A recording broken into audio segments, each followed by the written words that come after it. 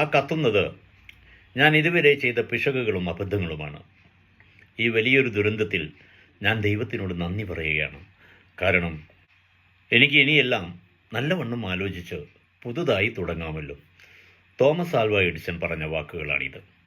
അദ്ദേഹത്തിൻ്റെ അനേകം വർഷക്കാലത്തെ പരീക്ഷണ നിരീക്ഷണങ്ങളുടെ രേഖകളും സയൻറ്റിഫിക് ഉപകരണങ്ങളും അതുപോലെ അദ്ദേഹത്തിൻ്റെ വർക്ക്ഷോപ്പുമൊക്കെ കത്തിച്ചാമ്പലാകുന്നത് നോക്കി പേടിച്ചു നിൽക്കുന്ന മകനോട് തോമസ് ആൽവ എഡിസൺ പറഞ്ഞ വാക്കുകളാണിത്.